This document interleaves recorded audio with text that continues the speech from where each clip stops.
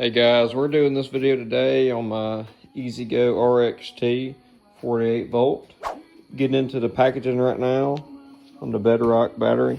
This is a 48 volt battery. It's 105 amp hour.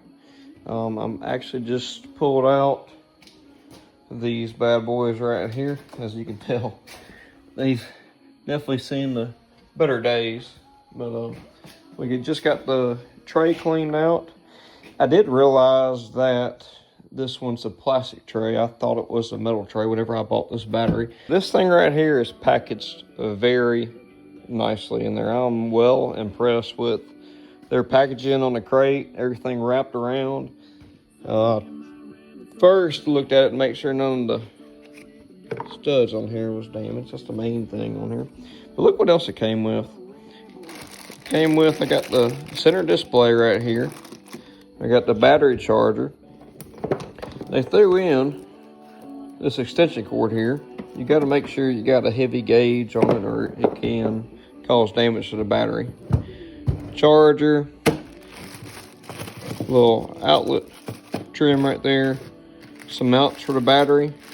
I'll see if I'll be able to use these or not, with mine being a plastic tray versus a metal tray.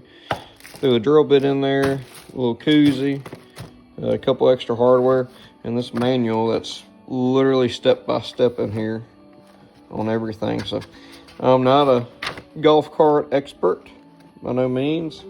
They had this little template right here. I'd like to see if I could possibly get it on this back end, and I might even can use this up here for some type of storage maybe.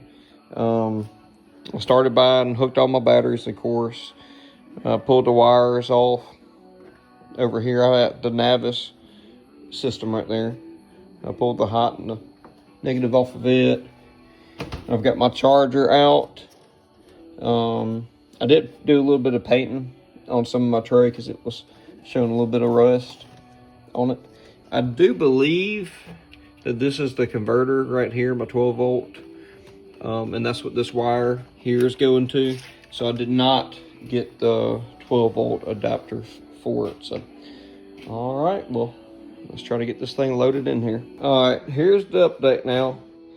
I tried to get the battery in the back, but I couldn't quite make it with the clearance here. It just wasn't able to slide in at the same time, so I did have to mount it up front, which is fine. But it does fit in this plastic tray. Now I'm working on getting my battery mounted in there. I'm using the drill bit that was included with it to try to drill some holes on that side and this side and figure out how exactly, let me show you right quick, how exactly these mounting brackets that came with go on. Okay, a little update for y'all. Battery does fit. The slim battery does fit in here even with the plastic tray. Actually fits very good. I've got a little clearance over here, so I'm gonna, a little extra space here, I'm gonna put a strap, extension cord or something, just leave in there. I did get it mounted to the frame.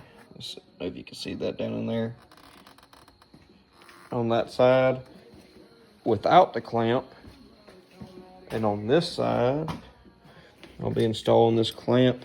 I'm going to try from, I'll hold this underneath with one hand and try and just tighten down on these three in the middle here. And this is going to act as a clamp, this bracket here, and just to keep the battery in place. Another little pro tip here that I learned, pick you up one of these little blowers right here, because it's really handy on.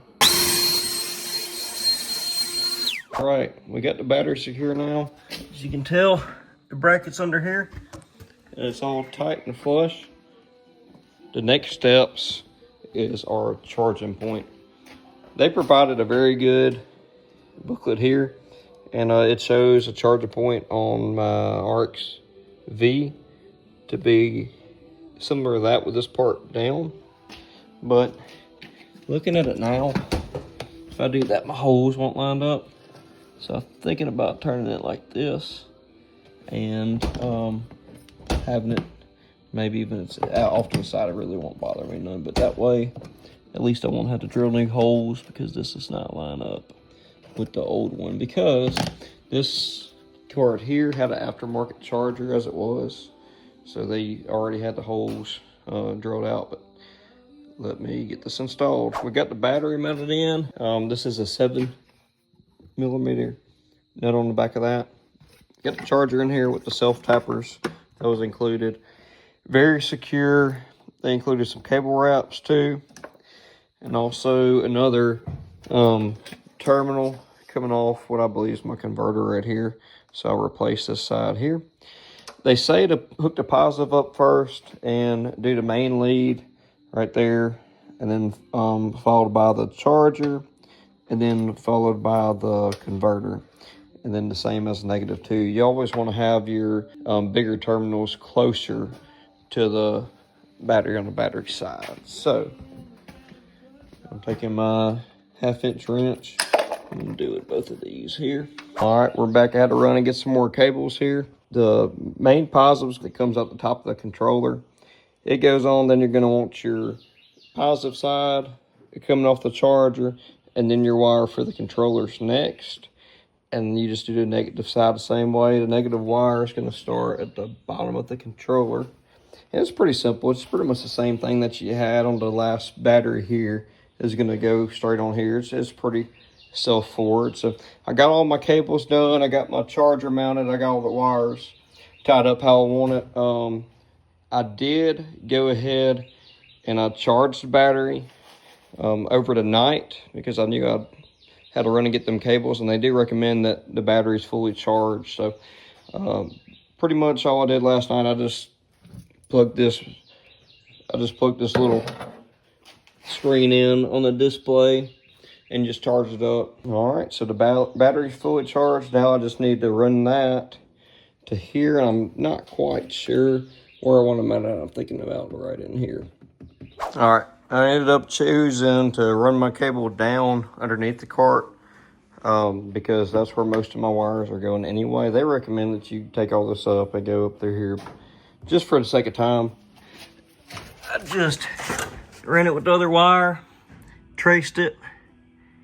You can see I just zip tied it till it got up here to the top. I wrapped it around and zip tied. I found where mine had the trim out for the radio, it fit here the best. So I just got a hole saw bit and put it right here. All right, wire is ran to the display. Looking awesome right there. Got power to the card, and tested my lights, everything else. This thing right here has some powers.